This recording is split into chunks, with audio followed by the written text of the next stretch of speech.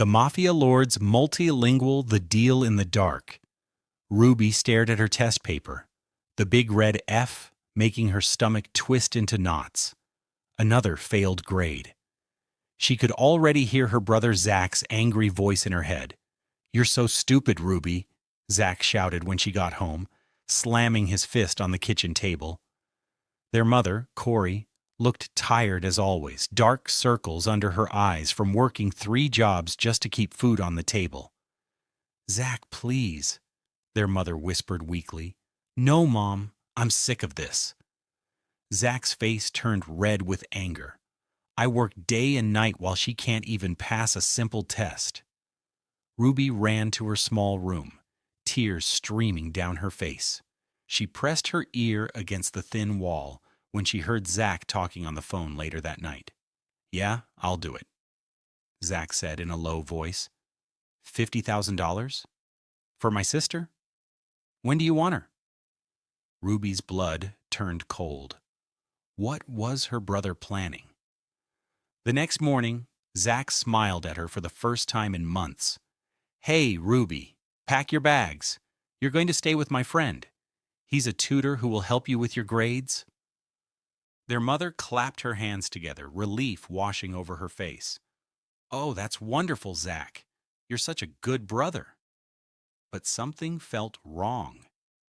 Ruby noticed how Zach wouldn't look her in the eyes, how his hands shook when he helped her pack. A black car arrived that evening. The windows were so dark, Ruby couldn't see inside. Zach hugged her quickly, too quickly, and pushed her toward the car. "Be good," he muttered, then turned away fast. As the car drove away, Ruby saw him counting a thick stack of money. Her heart sank. Her own brother had sold her. The car stopped in front of the biggest house Ruby had ever seen. It looked like a castle made of glass and stone, with fountains that sparkled in the moonlight. A tall man stood at the entrance, even in the darkness. Ruby could see his sharp jawline and cold eyes. He wore an expensive black suit that probably cost more than her family made in a year. "So you're Ruby," he said. His voice was deep and scary, like thunder before a storm. "I'm Liam Williams. You belong to me now." "What?" "No, my brother said—" Liam laughed, but it wasn't a happy laugh. It was cold and mean. "Your brother lied. He sold you to pay his debts. You're mine now." Ruby tried to run, but 2 big men blocked her way. "Take her to the servants' quarters," Liam ordered. "She starts work at dawn." That night, Ruby cried herself to sleep on a hard, small bed in a tiny room. She thought about her mother, who probably thought she was safe with a tutor. She thought about Zach, who had betrayed her for money. But most of all, she thought about escape. Ruby's hands were raw and bleeding. She had been scrubbing floors for 12 hours straight. Around her, other maids sat around doing nothing, playing on their phones and laughing. "Why don't they help?" Ruby asked Maria, an older maid. Maria looked at her with pity. "Mr. Williams pays them to do nothing. He wants you to suffer alone." Every day was the same. Ruby cleaned every inch of the massive mansion while other workers watched. Liam would walk by sometimes, his eyes cold as ice, watching her struggle. One day Ruby collapsed from exhaustion. Her knees hit the marble floor hard and she couldn't get up. "Get up!" Liam's voice came from above her. I can't," Ruby gasped. For a moment, something flickered in his eyes. Was it concern? But it disappeared quickly. "You will get up or you won't eat tonight," he said coldly, then walked away. Ruby forced herself to stand, hatred burning in her heart. She didn't know why this man hated her so much, but she promised herself she would survive this. She would find a way out. 3 months had passed. Ruby had learned Liam's schedule, his habits, his business. She stayed invisible, like a ghost in the house. One evening, important-looking men arrived. They wore expensive suits and spoke in hushed tones. Liam called for Ruby. Serve drinks, don't speak, don't look at anyone, he ordered. Ruby entered the meeting room with a tray of drinks. The men were speaking Korean. They probably thought no one could understand them, but Ruby understood every word. In school, while she failed math and science, she had been perfect at languages. Korean, Spanish, French, Italian. Languages came to her like breathing. It was her secret talent, the one thing she was proud of.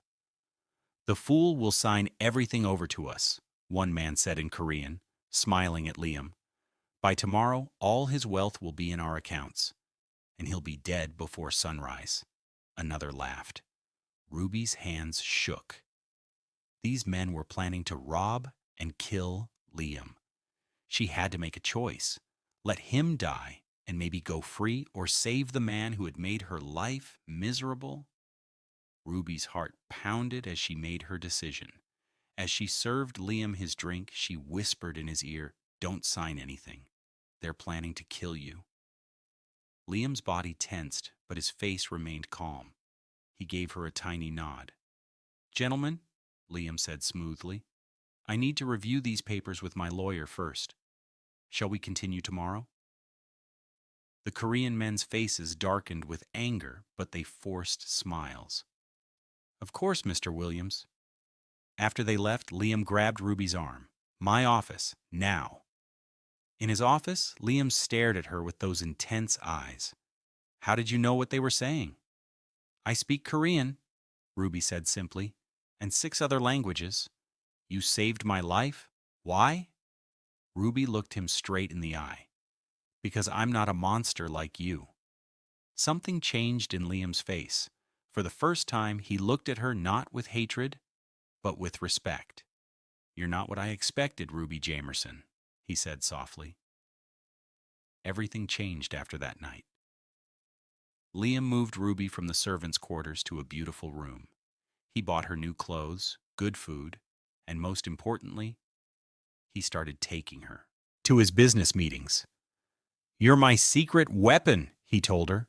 "No one expects a young woman to understand multiple languages." Ruby helped him close deals with Italian merchants, negotiate with French suppliers, and avoid tricks from Spanish competitors. She was no longer a slave. She was valuable. One night, after a successful deal with Japanese investors, Liam and Ruby were alone in his office. The moonlight streamed through the windows, making everything glow silver. "You're brilliant," Liam said, his voice different now, softer, warmer. "I was wrong about you." "You were wrong about a lot of things," Ruby replied. They were standing close now, too close. Ruby could smell his expensive cologne, could see the gold flecks in his dark eyes. "Ruby, Liam started, but Ruby stepped back. "Don't," she whispered. "I'm still your prisoner, remember?" But the walls between them were already cracking. Weeks passed. Ruby and Liam worked side by side during the day, but at night, they would talk for hours. Slowly, carefully, they began sharing pieces of their past. "My father left when I was 7, Ruby said one night. "Mom worked so hard to keep us together, but it was never enough." Liam stared at the fireplace. "My parents died in a car crash when I was 15. I had to raise my little sister Victoria alone." "Had?" Ruby asked gently. Liam's face darkened with pain. "She died when she was 14, murdered by a group of kids at her school. They beat her to death for fun." Ruby gasped, her hand flying to her mouth. "Liam, I'm so sorry." "I've spent 12 years hunting them down," Liam said, his voice cold again. "Making them pay." That night, they sat in silence, 2 broken souls understanding each other's pain. Without thinking, Ruby reached for his hand. Liam pulled her close, and suddenly, they were kissing. The kiss was desperate, hungry, full of all the emotions they had been hiding. They pulled apart, breathing hard. "We shouldn't," Ruby whispered. "I know," Liam said, but he kissed her again anyway. That night they gave in to their feelings. They made love like the world was ending. like they were the only two people left alive. For a few hours, they forgot about revenge, about being captor and captive. They were just Liam and Ruby, two people falling in love against all odds. Ruby woke up in Liam's arms, feeling safe for the first time in months. But the feeling didn't last long. Liam's phone rang. He answered it, his face growing pale. "It's done? You're sure Zach Jamerson is dead?" he said into the phone. Ruby's blood turned to ice. "What did you just say?" Liam hung up, his face full of dread as he realized what he'd done. "Zach, my brother? You killed my brother?" Ruby's voice broke. "Ruby, I can explain." "Explain!" Ruby screamed, jumping out of bed. "You killed my brother!" "He was one of them, one of the kids who killed Victoria." Ruby shook her head, tears streaming down her face. "No, no, Zach would never—" "He was there, Ruby. The night my sister died, your brother was there." Liam showed her an old photo from a security camera. There was young Zach standing with a group of boys around a small girl on the ground, Victoria. But Ruby looked closer. In the photo, Zach was pulling at the other boys, his mouth open in a scream, trying to stop them. "He was trying to save her?" Ruby whispered. "Look, he was trying to stop them." Liam grabbed the photo, his hands shaking as he saw what Ruby saw. Zach hadn't been attacking Victoria. He had been trying to protect her. "Oh, God," Liam whispered. "What have I done?" Ruby backed away from him, her whole body shaking. "You're a monster. You killed an innocent man. You killed my brother." "Ruby, please. I didn't know—" "Get away from me!" Ruby screamed. She ran from the room, Liam's desperate calls echoing behind her. Ruby locked herself in her room for days, refusing to eat, refusing to see Liam. Her heart was shattered into a million pieces. The man she had started to love had murdered her brother. On the third day, she felt sick, really sick. She ran to the bathroom and threw up. A terrible thought crossed her mind. With shaking hands, she took a pregnancy test she found in the bathroom cabinet. 2 pink lines appeared. She was pregnant, with Liam's baby. Ruby collapsed on the bathroom floor, sobbing. How could she carry the child of the man who killed her brother? But how could she hate an innocent baby? She had to leave. She had to get away from Liam, from this house, from everything. That night, while everyone slept, Ruby packed a small bag. She had saved some money from the allowance Liam had started giving her. It wasn't much, but it would have to do. She slipped out through the garden, her hand protectively over her still flat stomach. "I'll keep you safe," she whispered to her unborn child. "I promise." But as she reached the gate, black vans surrounded her. Men in masks jumped out, grabbing her roughly. "Well, well," a voice said, "Liam Williams' girlfriend. You're going to make us very rich." Ruby woke up in a warehouse, her hands tied behind her back. A man with a scar across his face smiled down at her. "I'm Marcus," he said, "Liam's biggest enemy, and you, my dear, are my winning ticket." He held up a phone, already calling Liam.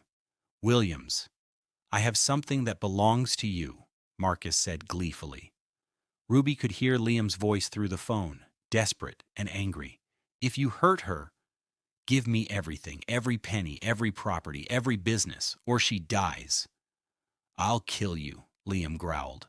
"You have 1 hour to decide," Marcus said and hung up. He turned to Ruby. "You must be very special for the cold-hearted Liam Williams to care so much."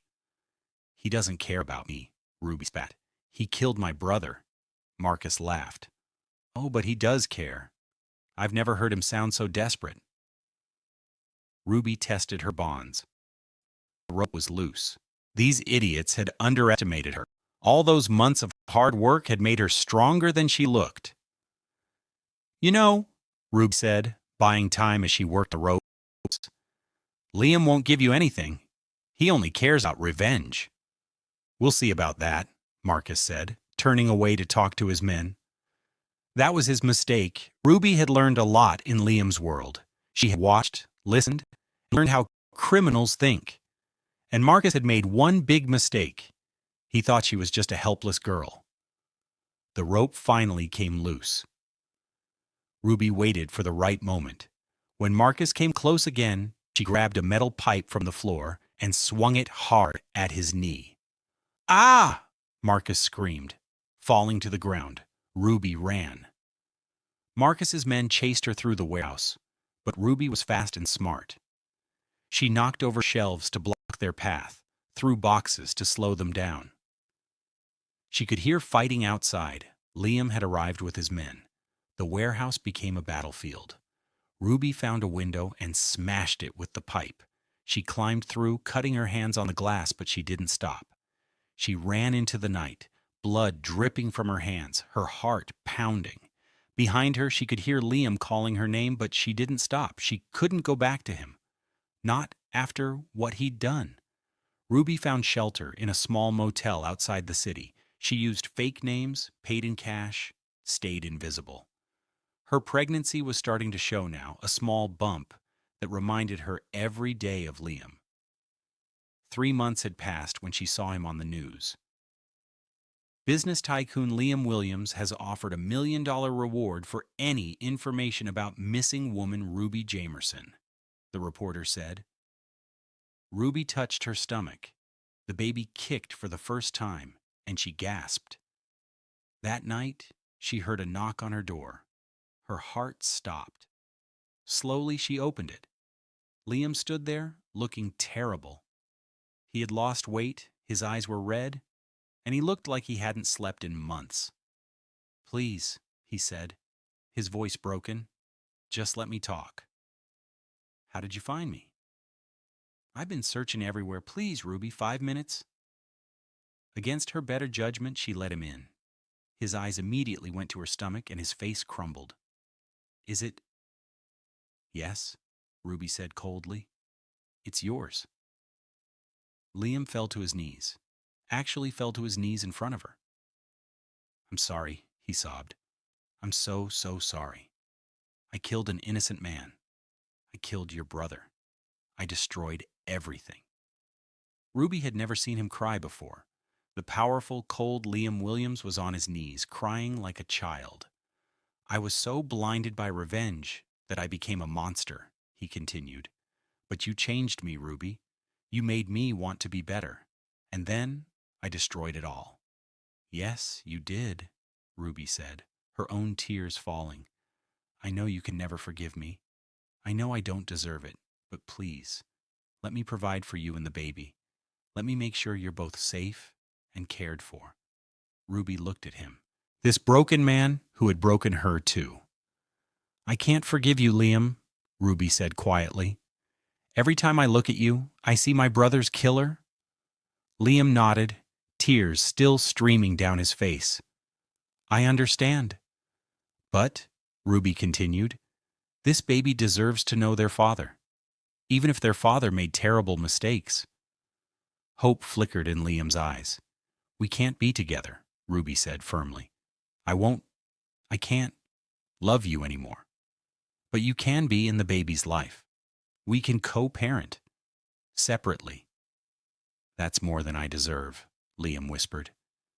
He stood up slowly, pulling out an envelope. "This is for you. Bank accounts, a house, everything you'll need. No strings attached." Ruby took the envelope. "I don't want your money." "It's not for you. It's for the baby, please." They stood there. Two people who had loved each other, now separated by an unforgivable act. "I need to tell you something," Liam said. "I've spent these months investigating what really happened to Victoria. Zach, he tried to save her. He went to the police afterward, but they didn't believe him. He was traumatized by what he saw. That's why he was so angry all the time. He blamed himself for not saving her." Ruby's legs gave out and she sat on the bed. "He never told us. I found his diary in his room. He wrote about it every day. The guilt was eating him alive. They cried together then, for Zach, for Victoria, for what they had lost. 6 months later, Ruby stood in the garden of her new house, watching her daughter play in the sandbox. Little Victoria, yes, she'd named her after Liam's sister, had her father's dark eyes but Ruby's smile. Liam visited every weekend. He was a good father, patient, loving, devoted, but the wall between him and Ruby remained. "Daddy!" Victoria squealed as Liam arrived for his visit. Ruby watched them play together, her heart both full and broken. She learned to live with the pain, to find joy in her daughter despite everything. "Ruby," Liam said as he was leaving, like he did every week, "I'm sorry, and I love you. I'll always love you." "I know," Ruby replied, like she did every week. As his car drove away, Ruby touched the locket around her neck. Inside was a picture of Zach, young and smiling, before life became so complicated. "I'm raising her right, Zach," she whispered to the wind. "I promise." Victoria ran to her mother, her chubby little hands reaching up. Ruby picked her up, holding her tight. They had all paid a terrible price for revenge. But from the ashes of that destruction, Ruby had found something worth living for. She had found strength she never knew she had. She had found that sometimes the hardest thing to do is to choose forgiveness, not for others, but for yourself. And maybe, just maybe, someday she could forgive Liam too. But not today. Today, she would just hold her daughter and be grateful they had survived. The Mafia lord had lost his queen. The brother had lost his life. The mother had lost her son. But in the midst of all that loss, a little girl named Victoria had been born, a symbol of hope that even from the darkest revenge can come light, and sometimes that has to be enough. The end. Revenge is a poison that destroys the vessel that contains it. But love can heal even the deepest wounds, even if it takes a lifetime.